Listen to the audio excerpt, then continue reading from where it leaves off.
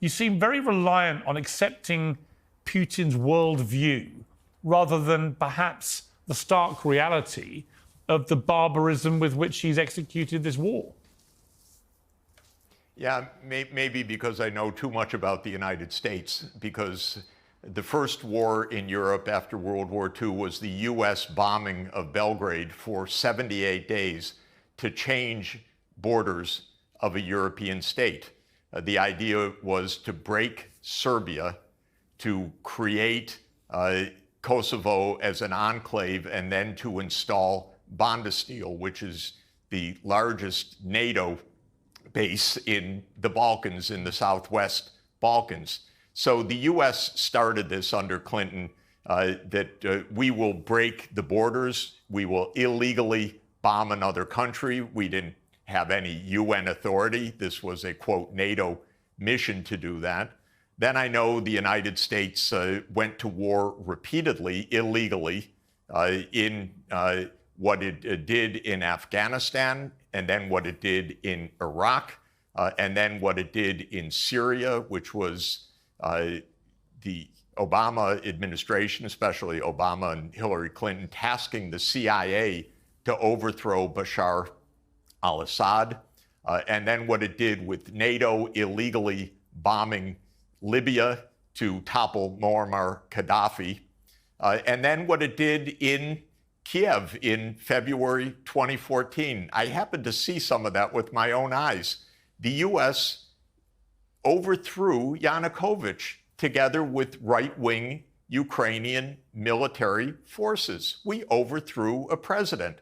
And what's interesting, by the way, is we overthrew Yanukovych the day after the European Union representatives had reached an agreement with Yanukovych to have early elections, a government of national unity, and a stand-down of both sides. That was agreed. The next thing that happens is the opposition, quote unquote, says we don't agree. They stormed the government buildings and they deposed Yanukovych. And within hours, the United States says, yes, we support the new government. It didn't say, oh, we had an agreement. That's unconstitutional what you did.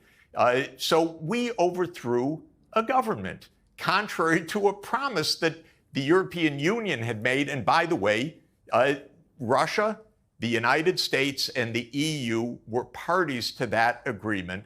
And the United States, an hour afterwards, backed the coup. Okay, so everyone's got a little bit to answer for. In 2015, the Russians did not say, we want the Donbass back. They said peace should come through negotiations, and negotiations between the ethnic Russians in the east of Ukraine and this new regime in Kiev led to the Minsk II agreement. The Minsk II agreement was voted by the UN Security Council unanimously. It was signed by the government of Ukraine.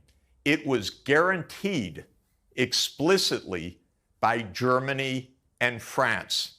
And you know what? And it's been explained to me in person. It was laughed at inside the US government.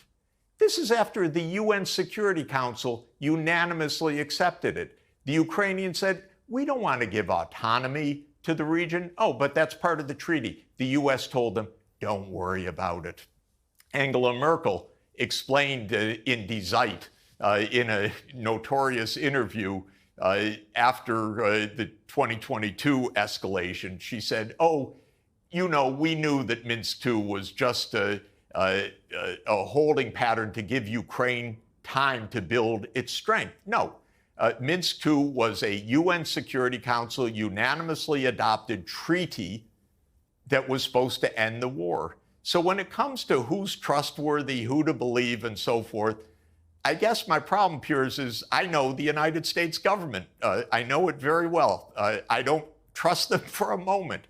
I want these two sides actually to sit down in front of the whole world and say, these are the terms. Then the world can judge.